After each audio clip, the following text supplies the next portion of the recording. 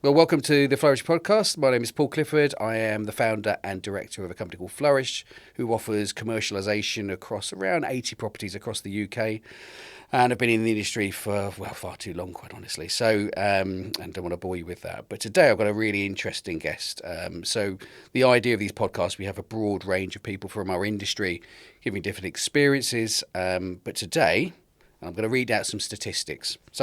I'm sure you'll grasp who it is by the time I get to the bottom. But over 2,000 UK locations, 5,500 colleagues in the team across the group, brands including Timpson's, Max Spillman and Johnson's, annual turnover exceeding 300 million. One of UK's best known retail services. Around 10% of colleagues that are ex-offenders through Timpson's rehabilitation employment program, which is something really interesting to talk about how that works and functions.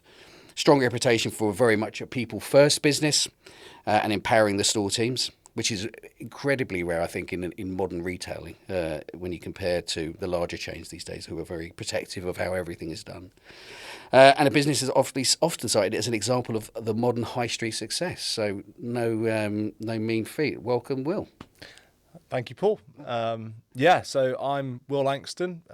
Been with the Timpson Group for 15 years. And today, the easiest way to describe what I do is if you were to break our business up into three parts, the sort of three biggest parts of the group, I run one of those three parts and also look after all of our sort of strategic partnerships with big institutional landlords and our partnerships with the supermarkets where we've got lots of our shops. Right. So you deal solely with Timpson's, the Timpson stores on the high streets, and the kiosks that perhaps we would be working with you on. Yeah, so the bit of the business that I look after, we call it Timpson Direct. So it's all of the kind of business to businesses within the group. We've got a wonderful man called Sid Hubbard, who's been with us for like 28 years, who looks after our Timpson business, Sue, who runs the Max business, Anne, who runs our Snappy Snaps business. And as I say, I look after Timpson Direct, which is that, it's all of our vending businesses, which is the fastest growing business within the group. So that's not, when I say vending, people think crisps and chocolate, but it's exactly. It's service vending. So it's passport photo booths, key cutting machines, photo printing kiosks, and self-service laundrettes. Fantastic. So just going back a bit, it's always interesting. You're 15 years. Mm-hmm. I've never asked your age, but you obviously joined the company relatively young. Yeah. So what was your journey to where you are today as MD? Because it's a senior position in a high street, well-known brand, which presumably comes with a lot of pressures. So it's interesting to understand how you've arrived at being MD today. Yeah, so I started with the business as everybody else around the board table did, which is working in a shop. Aylesbury Market Square, Timpson shop. And that was a store or a small? Yeah, so a high street shop right on the corner of the Market Square in Aylesbury. And it happened because I wanted to earn some money in my school holidays. I went to go and work in one of the Timpson shops, and I just absolutely loved it. I really enjoyed it. I didn't know that I would, but I just loved, I guess, retail, serving customers, cutting keys, all of that. I was always the worst shoe repairer. I can tell you some stories about some howlers that I had back in the day. But I loved that sort of service element. And then from there, I'm actually the only colleague in our business who's worked in every single different business within the group. But over time, essentially, I worked in all of the shops across the group, so all of the different sort of brands. I worked in all of our shops. And then worked on area teams, so it's kind of like area development manager, area manager. And then I guess my first big leadership role was when we acquired the Johnsons and Jeeves of Belgravia businesses, and I, in 2017, went to go and run Jeeves in the UK and also the international franchise estate. And then I've been doing my current role since 2021. And essentially, the way that came about was we had all of these smaller businesses within the group that were forming kind of part of the bigger businesses. So, I look at what was a very small vending business back then, and it was only photo vending, we sort of had that sitting within the Max Spielman shop business. And we felt at the time that perhaps because it was a small part of a big business, it wasn't getting the same level of focus. Right. Yeah. So we brought all of those different businesses together, the Timpson security business, our web businesses, our vending businesses. We also then have grown another business called Timpson Technical Services. And all of those businesses, we brought them together under one, or put them in one bucket. And I've been lucky enough to lead that business, and it's good fun because it's all where all of our sort of high growth businesses are. Yeah. And you're all based in one location, or were you spread around the country? Yeah, so Timpson House, which is what most businesses would call a head office, is in Wythenshawe, near Manchester Airport, up north. Yeah. I live in Fulham, in London, but I'm up in our office in Manchester at least kind of twice a week. And then I spend most of the rest of my time out and about around shops, looking at vending machines and all of the other stuff in between. All the weird stuff that we do as people in this kind of world. Quite interested in the culture of Timpsons. I remember, going back a few years now, and it was James Timpson was on, I think it was in the days of BCSC, how long ago, and he was talking about the rehabilitation programme. And it was incredibly impressive. What's interesting is how culturally a business has decided to take that particular route, because I suspect, like many retailers or businesses generally, would be quite nervous about taking a route about looking at ex-offenders and about how you rehabilitate them and bring them back into, which makes perfect sense from a logical perspective, but obviously there are the risks and challenges about that. So I'm interested in the kind of the culture of that, and then perhaps we can move on to a little bit about how that function works. Yeah, so look, it all, our journey with employing colleagues from prison or colleagues with convictions came about because James, he was a leader of a business in the Northwest. As often happens, he was invited to go and visit a prison not far away from our office. And the guy who sort of toured him round, who was a resident within the prison, an inmate, he was really bubbly, he was really buzzy. James really, really liked him. And so at the end of the visit, he slipped him his business card and said, look, when you get out, give me a call and I'll give you a job. He didn't make that phone call. His mum did on his behalf. You can always rely on mum. Indeed, yeah. And he still works with us to this day. I think that was almost 20 years ago now. Still works with us to this day, managing one of our shops not far away from the office up north. And how many how would you refer? Well, there's sort of two ways. So colleagues with lived experience of prison is the technical term. That's another thing that rolls off the tongue, right? Yeah. So colleagues with lived experience of prison. Yeah.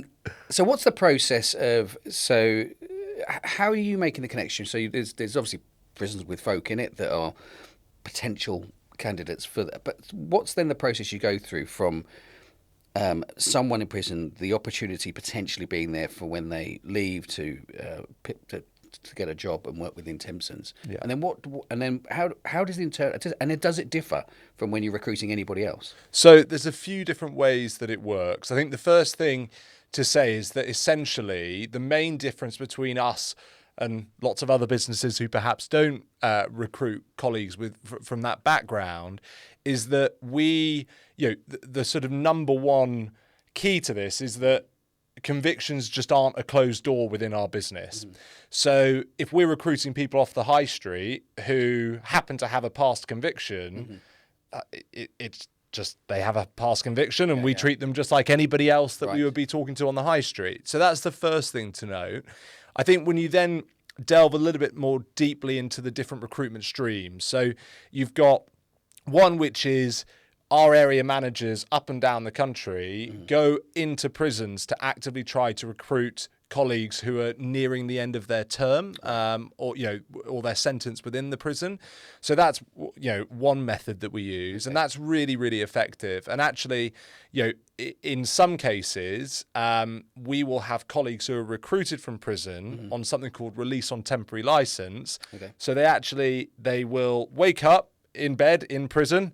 They will leave prison, come out to our shop, and run it for the day, and then Okay. return to the prison at the end of the working day, and spend the evening there. So release on temporary license, or ROTL as it's commonly referred to, is something that often happens right towards the end of someone's sentence in prison. So that's something that's been really, really effective for us. We also then have academies in some prisons. So as an example, if you go to Downview Prison, just south of London, we have a Snappy Snaps or Max Spielman Academy there. And essentially, it's a shop within the prison. So when you walk into it, it looks exactly like one of our Snappy Snap shops on the high street.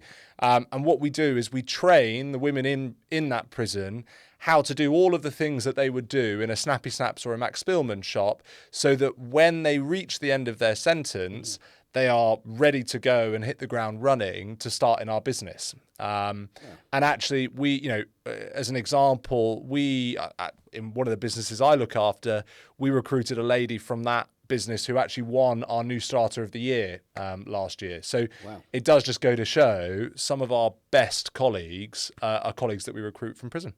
And so this is essentially a shop within the prison that you just purely use to train and show people how to use the various pieces of equipment. And this is a Max Spielman, so this is a photography based unit. Yeah.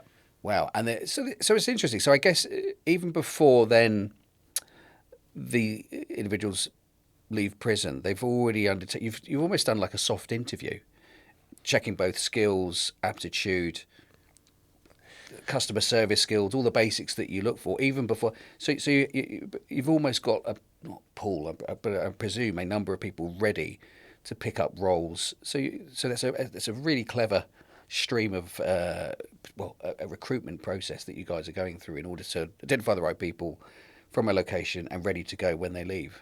Yeah, I mean, look, we as a business are we're a bit weird, we're a bit quirky, but our recruitment process is very different to most businesses of our size. So we recruit entirely on personality. We're not sort of going into prison or the job centre or anywhere else looking to recruit expert shoe repairers or expert photographers. Yeah. We just want people with amazing personalities who are buzzy, they've got a spark, the sorts of people who, when you meet them in public, you just know they had something about them.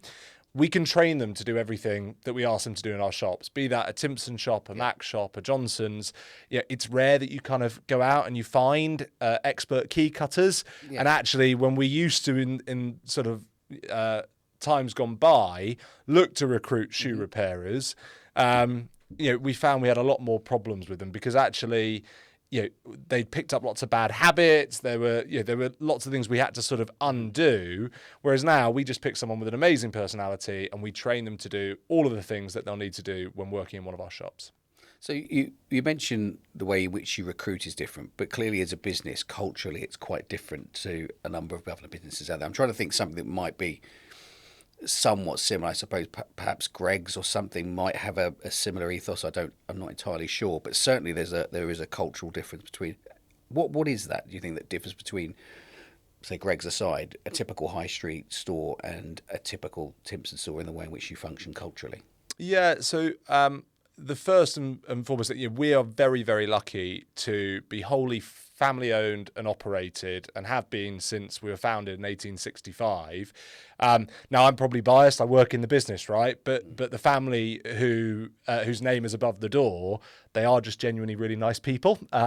So a lot of the values that are found within our business are the values of the family. So the first thing that I would say is we run the business on the values of trust and kindness. Mm-hmm. Those are at the sort of forefront of everything we do.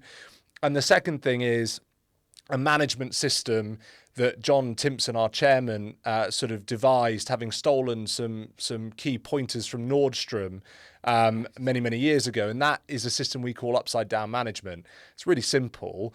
Essentially, it just means that the colleagues who serve our customers and put money in the till are the most important people in our business. Everybody else is there to support them and remove any barriers that are getting in the way of them being able to do an amazing job. So I think that system has served us incredibly well and is really what makes us a little bit unique when it comes to other businesses on the high street. And so pretty much everywhere you'll go, you will see a Timpson mostly. However, I think following our last chat, you've got fairly ambitious plans to continue to grow and expand. So what does that look like? And also, what are the challenges in around being able to expand both recruitment, acquiring space? Obviously, hopefully we'll be working together soon. That you're facing in order to achieve that. Yeah. So in terms of our sort of expansion plans, we will probably open in the region of 75 shops over the next 12 months, and I think we'd like to keep up that pace fairly consistently. Yeah. I don't know how long that would be able to go on for, but we still want to grow, and we want to grow all of our businesses. But most of those 75 shops will be Timpson and Max Spielman. And again, most of the 75 will be with our supermarket partners, but we will open up some on the high street or kiosks in malls as well. In terms of the challenges that we face, recruitment is not something that is causing us lots of headaches at the moment. Neither is our retention. I think we don't want to rest on our laurels, and we need to do an amazing job to make sure that we're looking after our people and doing right by them. But on the whole, once we've managed to actually recruit someone, we do a really good job of looking after them, I think, and keeping them in the business. So that hasn't been a huge headache. I'd say one of the bigger headaches, but we're probably going through a slightly better patch at the moment, has historically been planning consent. But and it varies from council to council, but actually at the moment, touch wood, things are okay. Yeah, well, it's obviously in everyone's interest that we get space occupied by national trends. So, national retailers. So, sort of going a little bit back to the culture, and you alluded to this earlier about your experience of working from the shop floor up to where you are today. So you have a good and clear understanding. Where you've got senior managers and people perhaps one with the board, what has their journey aligned somewhat with the same? Is that a typical route, or are you bringing external non-exec expertise into the business that haven't necessarily understood isn't quite the right word, but certainly haven't gone through the same process that you have? So, as I say, all but one of the colleagues who sit on our exec board have started their life in our business working in the shops. So even Bede Timpson, James's son, he started life working in the shops. Patrick, who's now running the Jeeves business, started life working in the shops. Sid started age 12 working in Timpson shops back in the day. Wouldn't be allowed now, but back then it was. And the same goes for Sue, Anne, and everybody else. So, I mean, pretty much everybody started off on that journey, and it just gives, it means that everyone has a really good understanding of how things operate on the ground. And it means that when we go out and visit shops, what busy is, what good looks like, what bad standards look like. And I'd say it's almost like our secret weapon when it comes to running the business and making sure that we're doing it the right way. Interestingly, actually, I've seen the same at Aldi. They're obviously on a huge growth trajectory at the moment. And it's the same in their business. Pretty much all of their senior leadership started life working in the shops, and then running shops, being area managers, so on and so forth. So it's clearly a model that works. It's working and functioning. So in terms of, again, in perception of retail, certainly the challenges you hear, certainly from retailers that I know, is the perception of working with retail has changed over the last. I mean, certainly when I was a retailer a number of years ago, working in the Boots Group, is that we had to go through a whole series, and there was a prestige that came with getting your first store, and it didn't matter what it looked like. My store was this tiny little cubbyhole, somewhat Halford store on Dorking High Street. It was pretty old and dilapidated, but it was mine, so to speak. And but so many hoops, preparing business plans, making sure service was of a certain level, and all these things that were etched into you. Whereas the criticism, I suppose, of the high street today is in part that it's become maybe too mechanical. It would be interesting to get your views on that. Fairness, just before this, I popped into a particular brand of coffee shop, and it was just all screens. And I'm not technophobe, but yet I was put off and went next door to where there was humans behind a counter. So I think that we still have this connection. But there is this. I do wonder if we're going down the route of slight disconnect. But secondly, I guess finding people that want to be in retail seemingly has changed. Whereas again, in my day, to be a store manager had huge prestige. How do you find the perception beyond? I mean, you're clearly not struggling to find people, but school leavers and people leaving education that want to become part of retail. What's your views on that? And I guess how are you overcoming that as a company? Yeah, I mean, look, I don't know if I'd be the right or well positioned to comment on the sort of general perception. We are, yes, we are absolutely retailers through and through. But, I think we have the benefit of lots of the sort of nice family values that our business is known for, which probably makes it slightly easier for us to recruit in many instances. But look, every job that we advertise, we get huge numbers of applicants coming in. So, and all the way through from school leavers to people on their third, fourth, fifth, sixth, seventh job, lots of those individuals have never worked in retail before, but have decided that they want to come and work for our business. If I'm honest, I don't think many school leavers dream of being a cobbler. Sure. Yeah. But, I think that's almost a part of what we're offering. Yes, absolutely. We'll train you and give you all of these skills. Yeah. But fundamentally, we're offering them a career and really a career for life. Mm-hmm. And I suppose there's a broad range of opportunities that now extend throughout the group. As you said, you moved from various elements within the group. So there wouldn't necessarily be, although I would never admit, when I think of Timpson, I think of keys, but probably because that's where my wife keeps losing them and I have to buy more. But thank you. You're very welcome, yes. And although we have on occasion had to re-heel her boots when she's slipping down the high street, is another story.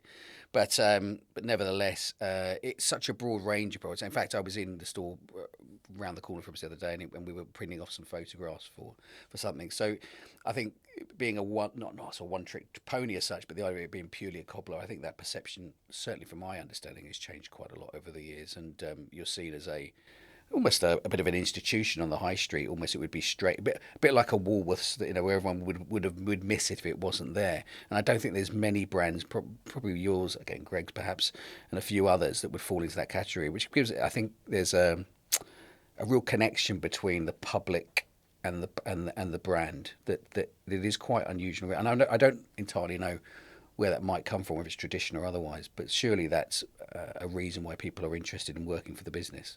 Yeah, I mean, I do generally think that people, buy into a lot of, it's the whole package in terms of the way that they'll be treated when they come to work, the way that we'll look after them. And look, we don't get everything right. I'm not going to for a second profess that we're perfect.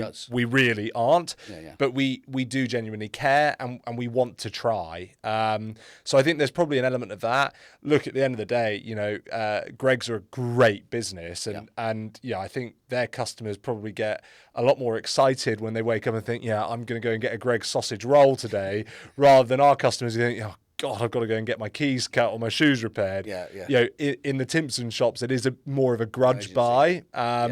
So we want to do everything that we can in that moment to try and make it a really pleasant experience for our customers. And we're lucky in that as we've diversified into other service retailing, like our photo businesses, they are slightly more, kind of happy discretionary purchases. People are buying gifts for birthdays or anything else. So that's a slightly different kind of customer interaction than perhaps you find in a Timpson shop. I suppose most of the things you do, I think we were talking earlier about where I used to work in Thorpe Park and people bought ponchos predominantly because it was raining. They didn't really want the poncho. Yeah, precisely. So I guess every business has its emergency sort of purchase, but and I guess bar the photography element within the stores, it's mostly I need a key. The garage key no longer works, and because there's a board full of keys, which confuses the life of me. I've no idea how they identify one from the other.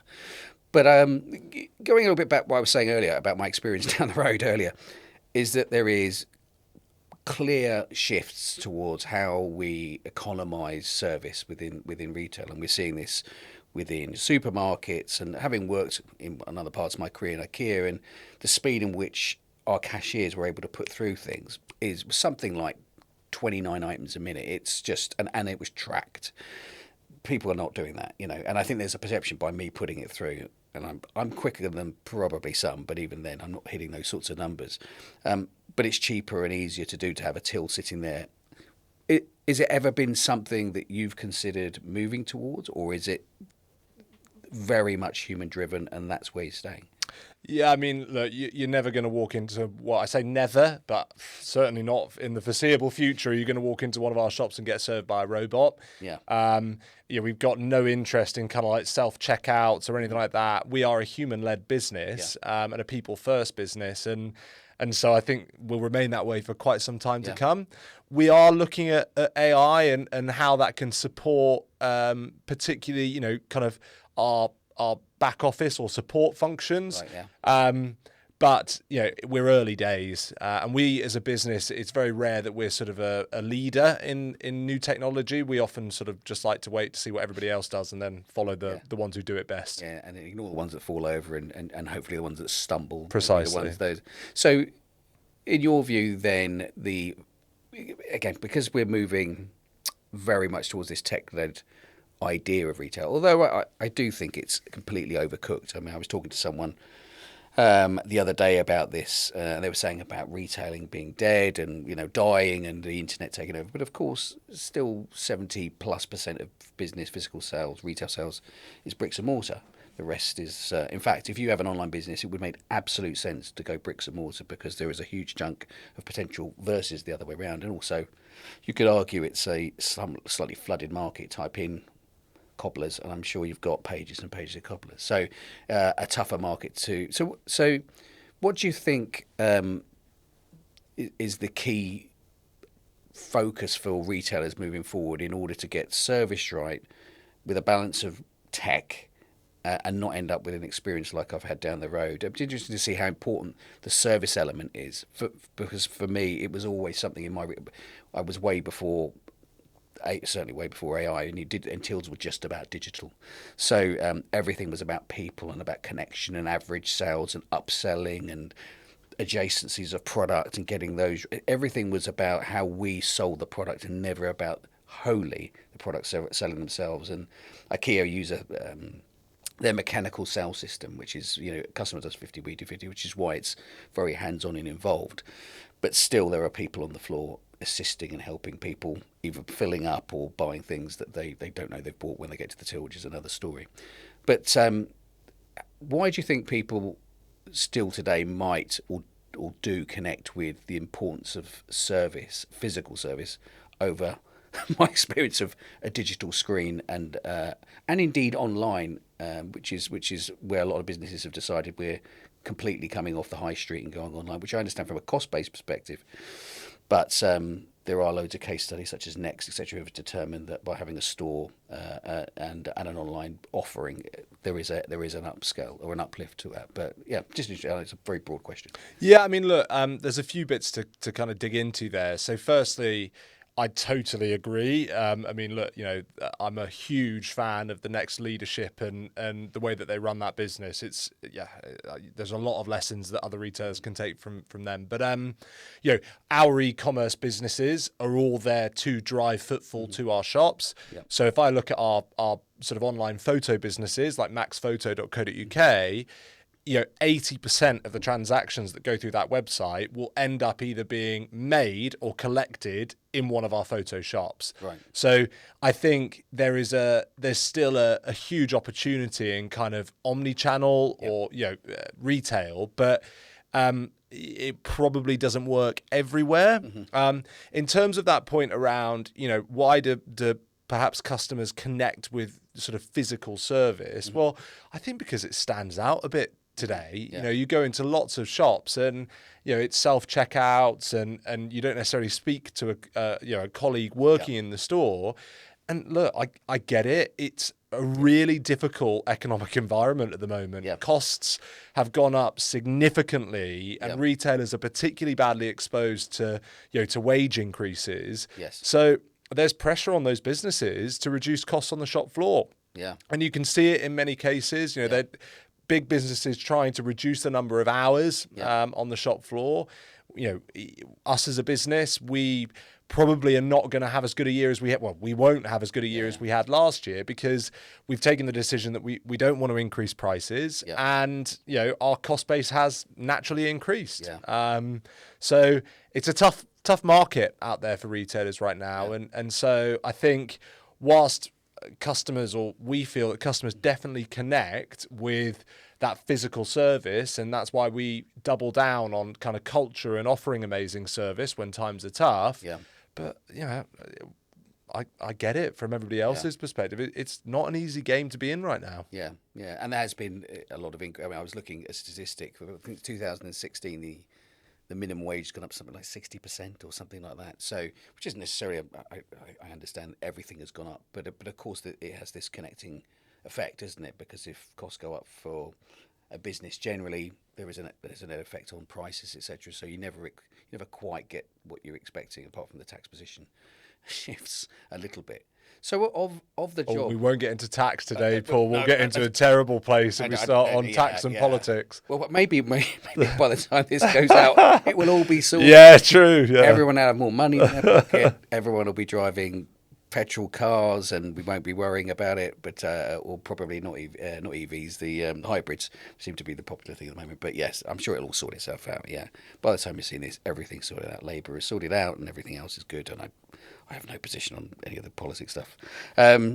So, of the role that you do today, which is incredibly broad, what is it you enjoy most about the job today? Because I find that when you're running a business of any sort, there's vast pressure coming from various angles, be it costs, be it recruitment, be it expansion, be it planning permission.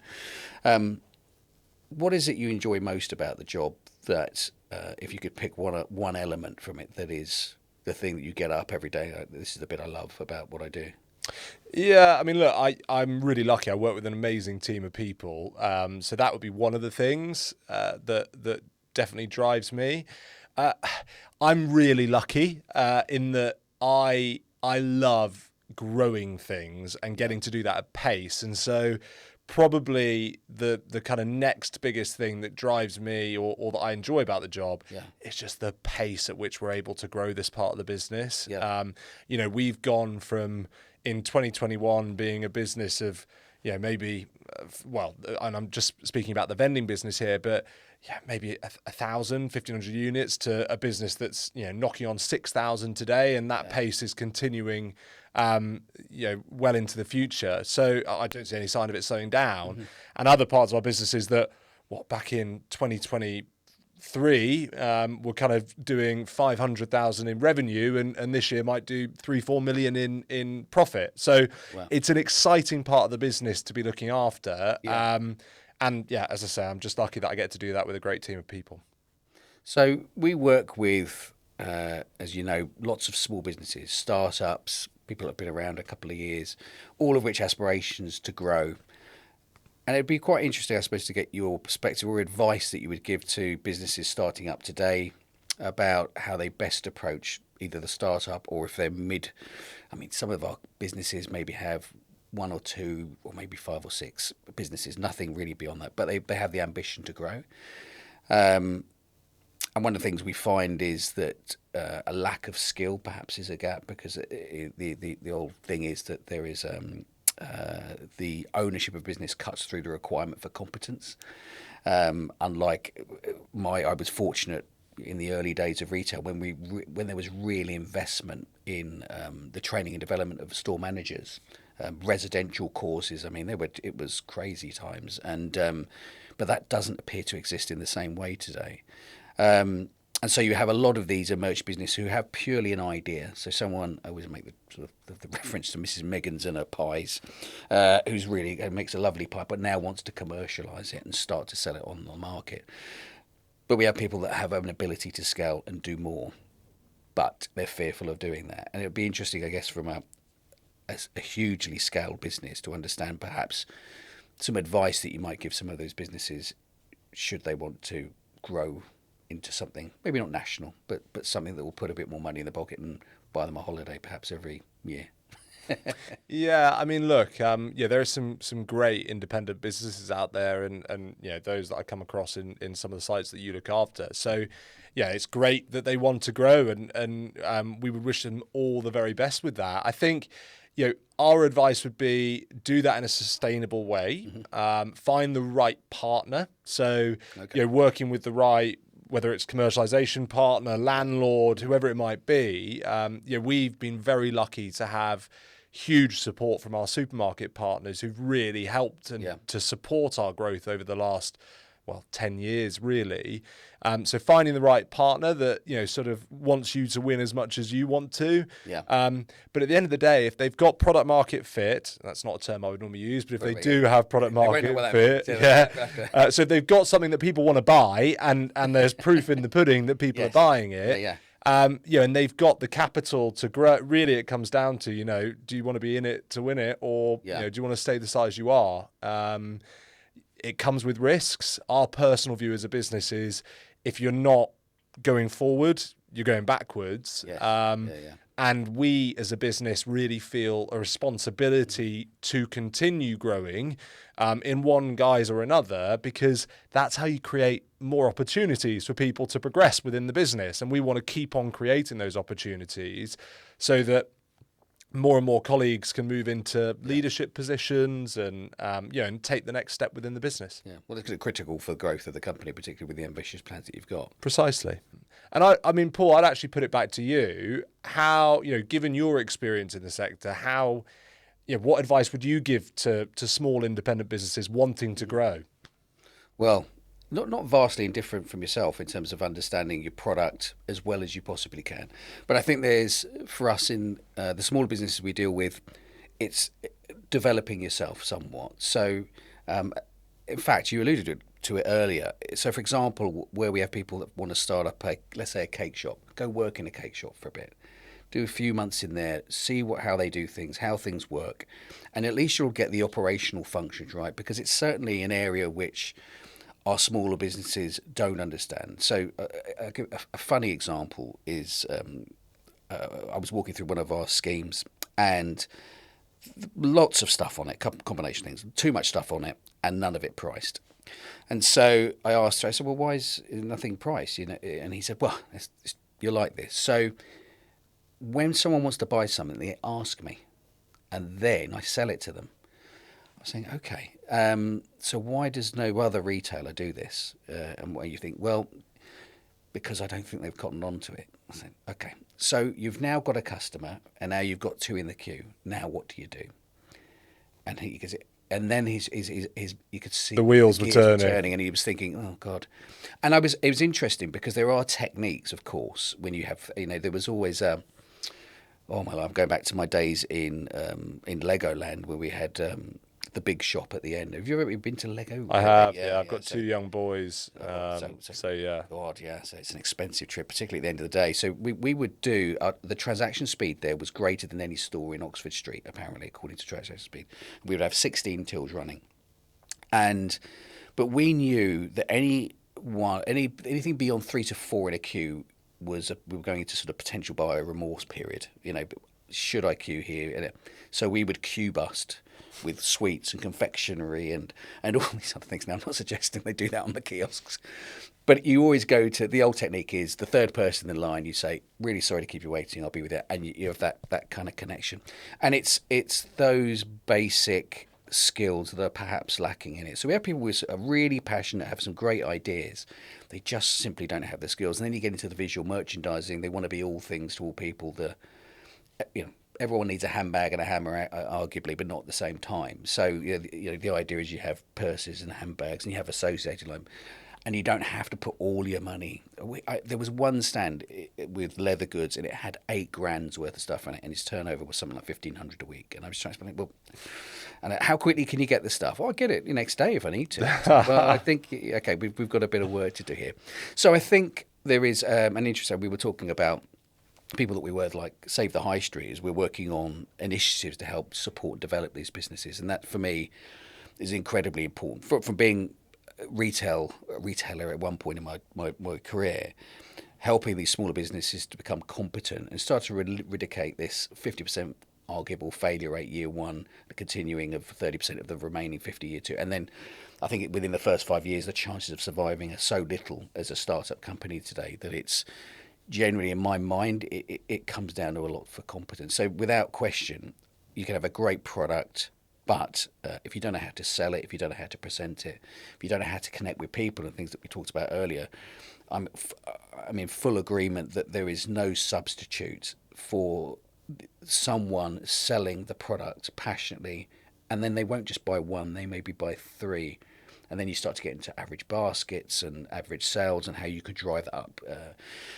But they don't know and understand this. So that's what we do. So the team on the ground will go out and spend time with these businesses. So when we bring people in, we'll help them from everything from kiosk design to laying out the unit. In fact, we're using AI for a couple of things. One is procurement, which we can do now at such scale, but also we're using it for visual merchandising. So we can, if you've got an online business now who are now looking at, we can drop their URL in, and it will present a stand in that space with their product laid out in a way that it should be, priced and ready to go, which does two things. One gives them a kind of a planogram, if you will, to be able to set their unit up, but also it gives them a real visual of what their business might look should it be there, and it creates a degree of excitement. So of course, yeah. It's so this is where AI can be good, opposed to people think it's going to eat the children. It has some real, as a tool, it is truly brilliant. But without question, that's where I think there's an opportunity, education and ongoing support, as you would in a store, strangely enough. It's the same principle and idea. Yeah, I mean, look, I had actually no idea that you were offering that, to some of the people that you work with in terms of like supporting them on execution, because you've hit the nail on the head. I didn't even get into execution, but for me, regardless of the business that you're starting, you want to do everything you can to narrow the odds, and stack the odds in your favor. So if you're going to start a retail business, go and work in don't do it if you've never done it before. Go and get some experience. Get paid to do it by someone else. Before you decide to take the risk and do it yourself. But I think, that's, it's amazing that you guys are actually getting out there and offering some of that support in exection, because I hadn't even really thought that people would be getting out there starting retail businesses with no experience. No, there's the amount of people that now want to. Everyone wants to be an entrepreneur, don't they? And I always say that. I don't know how to put this on camera, but I always say the pay is poor and hours are long, and that's generally what entrepreneurship is. It's not sexy. You're not going to be driving around in fast cars and in Learjets. It's a very different lifestyle to that. Whatever people put on Instagram, it just isn't that. And you've got to have a real passion for it. But our team is mostly made up. Interesting to talk about sort of culture and the quality of the team that you have. I completely agree. There has to be a real cultural dynamic that permeates the whole team. So in our guys, we have a combination of retailers and ex-business owners. So we don't work with. They've never worked within the industry, which might sound a bit counterintuitive, but we try and do things quite differently in terms of the support and development and the way in which we procure, the way we all meet people on site. We have they're mostly women. I've been told that I don't have a great diversity because there's only 2 men and the rest are women, but they just happen to be good at what they do, so irrespective of their sex. But they will go to site, help them set up on, when we've got a permanent trader coming in, they'll do an overnight, help them set up, help them dress the unit, get everything ready for the following day for a couple of reasons. One, they'll invariably end up in the wrong spot, which mitigates that particular problem, but then they're open and ready to go. And I think that support goes a long way. And we have a really good connection with both the traders and the properties that we work in.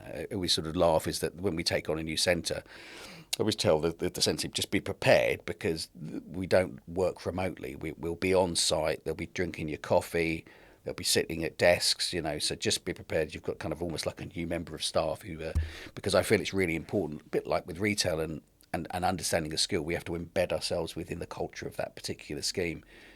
There is something like 1,200 retail parks and shopping centres across the UK, and they're all different.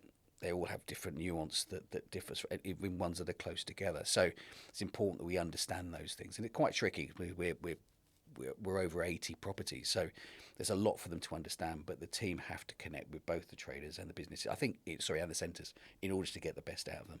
And is that sort of like normal in the your world? Because certainly my experience, I didn't know that was that hand-holding process was kind of part and parcel of the job. No, and understandably so, because it's too expensive. It's an expensive way of doing it. For me, so because of my journey from being a retailer to a shopping centre manager and doing my own commercialisation to doing and then outsourcing briefly to a company that no longer exists, I felt that it could be just done differently. And so a bit like you were saying, as a regional manager of a set of stores, it's all about developing the team within those stores.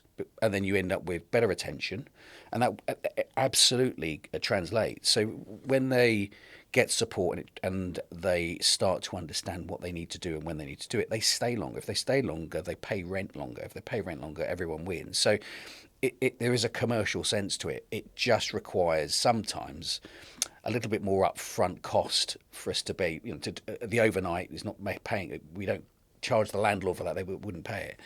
But we know if we end up with somebody who's going to pay 15, 20, 30, 40,000 pound a year, for the sake of a couple £100 an overnight for one of the team, we get them in as well as we possibly can. And as you say, the margin for error to get it wrong day one is narrowed significantly, and they've got a good start. But no, it's relatively unique in the way in which we work as a company. But that's because we think it's the only way to do the job. That's a great thing to do. Yeah.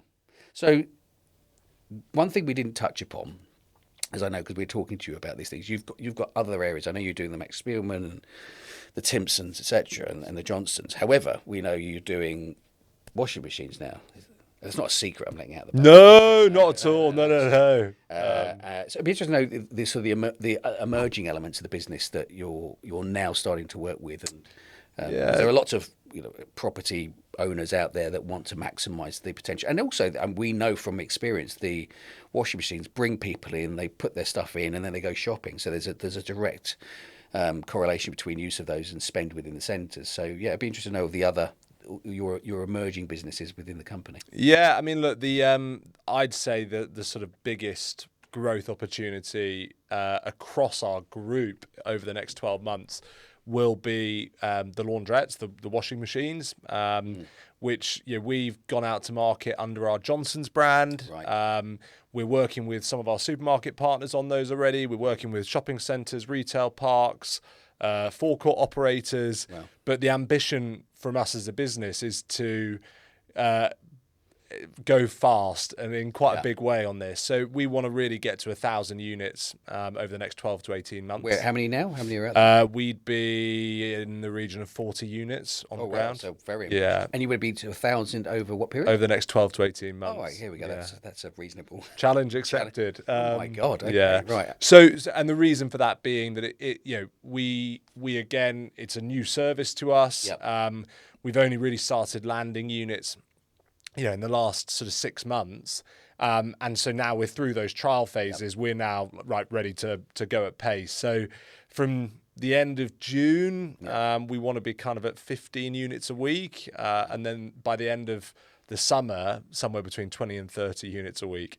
Nice. Now, the challenge that comes with that is it's not just rolling a vending machine out the door. You've obviously got to do the enabling works to get the services to the units. Yeah. And so there's a few more moving parts to that. But we're lucky in that we've got our own in-house engineering team, which is also it's a business that provides services to third parties. And also provide services to us internally. Yeah. So Timpson Technical Services manage all of the logistics and engineering behind it, which makes it a little bit more seamless for us as a business. Because you need drainage, you need three-phase power. Yeah, drainage, three-phase, and mains water. Yeah, to make them work. So that we know from putting these in ourselves, that can in itself produce a number of challenges. But therefore, but presumably you have a plan of locations you want these to go into across the UK. So it's just a case of ensuring that those particular ducks are in a row, I guess. Yeah, I mean, look, first we've got to build them. So we build them in Keighley in West Yorkshire. Oh, okay. As we do actually all of our vending. So they're not imported. No. So they'll all be built in the UK. We've got a great team who work out of Keighley. They all actually, the machines going out the door now will have a made in Yorkshire sticker on them. We don't want to offend anyone from Lancashire, but we are building them over the border. And so we've got to build the kit and obviously find sites for it. Luckily, we work with some amazing partners, both in the supermarkets, the shopping centres, and everywhere in between. So kind of the pipeline of sites isn't so much the issue now. It's just gearing up. Get them in. Correct. Yeah. And is there any other elements that, obviously, I mean, the things that are coming out at the moment are things because there's so much innovation coming out at the moment. We've got obviously dog washes are fairly. Are you going into the dog wash world, or are you going to leave the dog wash? We might. I mean, look, we're keen as a business. We're keen on anything you can't do wholly online. Yeah. And so close to dog wash, so we've actually got a small chain of barbershops called Barbershops by Timpson. Oh, okay. And probably close to that, I'm tempted by dog grooming. So, Timpson's Tails might be a thing coming one day in the not too distant future, hopefully. But dog wash, those kiosks specifically, never say never, but right now we're focused on growing laundrettes, the key machines, the booths, and the printing kiosks. And you got barbers, you just said. Yeah, we've got barbershops. Yeah, small chain of barbershops. What are they? Barbershops by Timpson. Oh, okay. Yeah, how many imaginative. Well, stick with what works. We've got 8 of those. Very cool. And is that something you're looking to roll out? How is that? How is the business performed generally? Has that been? Again, we used to have a number of barbers coming in working with us, but so post COVID, everyone like myself, but mine isn't difficult. Seem to be cutting their own hair. Some obviously, but nevertheless, there seemed to be a real drop in demand on that. Did you guys see that, or is it was tricky. I think more we found it difficult to really scale that business in the same way that we have other parts of the group, just because of the way that the model works. So traditionally, barbershops kind of lend themselves to either the rent the chair model or the sort of self-employed model. And the way that we like to run our business is, kind of having people fully employed on full-time contracts. And so it becomes, I suppose, a weakness for us in that we find it more difficult to manage those peaks and troughs. Right, whereas in a traditional barbershop, they kind of, you're in when you're busy, you're not when you're quiet. But it's been a really good experience. We've loved having that business, and it's carrying on as normal. So just finish off. I guess you have quite a range of businesses. The barbershop was a completely new one. I hadn't heard of that one before. But we haven't touched on our hospitality business. We've got 3 pubs and a hotel in Morzine in the French Alps as well. Yeah, 3 pubs. And 3 pubs and a. What, in the French Alps? A hotel. A hotel in the French Alps? Yeah, and the pub. So we've got the White Eagle at Roscollin on Anglesey, the Oyster Catcher and Will's Bar. That makes me look like some sort of narcissist, but at Ross Niger on Anglesey. We've got the Partridge at Stretton, which is a pub with rooms. And then we've got the Tromplan in Morzine in the French Alps, which is an amazing après-ski bar, restaurant. And we're opening up the sort of accommodation part of that this summer. Wow! And is that another? Is that you or is that's not me? That's someone, another person. Flockins, yeah. We've got a team that look after that with sort of close support from Roisin Timpson. James Timpson's wife is heavily involved in that part of the business. Wow. Okay. So there we go. Not just keys, it would appear. Yes. Yeah. Indeed. So, so if you want to get your shoes or ski boots repaired whilst sipping on a cold beer, the Tromplan in Morzine is the place to go. Well, I'm sure it just rains here now, doesn't it? There's not much in the way of snow anymore, unless you go further north. But maybe that's where there's an opportunity to open up a few snow boot repair services. Who knows? Maybe that's an idea for you. Well, thank you very much, Will. Appreciate your time. Really interested in hearing it and hearing about the diversity within the business in areas that I had no idea about. Thank you for your time. Thanks, Paul. Really enjoyed it. Thank you.